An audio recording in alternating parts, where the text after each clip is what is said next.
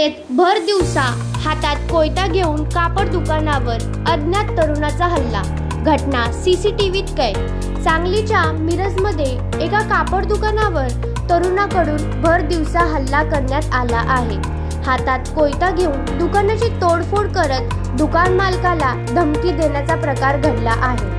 मिरज शहरातल्या सिव्हिल रोडवरील कर्मवीर भाऊराव चौक येथे असणाऱ्या कापड दुकानामध्ये हा प्रकार घडला आहे। सायंकाळच्या सुमारास एक अज्ञात तरुणाने हातात कोयता घेत थेट दुकानासमोर असणाऱ्या कपड्यांच्या रॅकवर हल्ला केला। त्यानंतर थेट दुकानामध्ये येऊन दुकानाच्या समोरील बाजूस असणाऱ्या काचेची तोडफोड करत दुकान मालकाला दुकान बंद करण्याची धमकी देऊन निघून गेला। हातात कोयता घेऊन दहशत माजवणाऱ्या नशेखोराची मिरज पोलिसांनी त्याला ताब्यात घेऊन मिरजेतून धिंड काढली।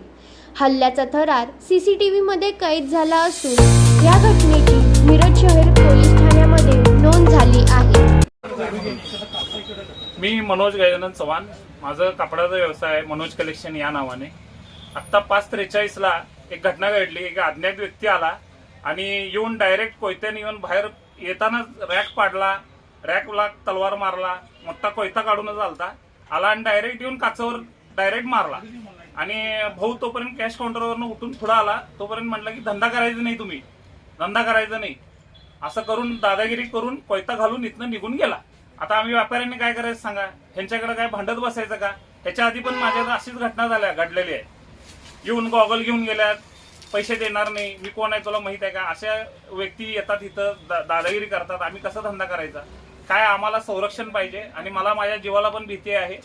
ह्याच्या आधी पण मला झालेलं असं, आता पण मला संरक्षण पाहिजे। मला माझी फॅमिलीचं मला सगळ्यांचं टेन्शन आहे। तिथं मी धंदा करू का काय करू? मला कळकळीची विनंती आहे, माझी खरोखर विनंती आहे। बस झालंय मला।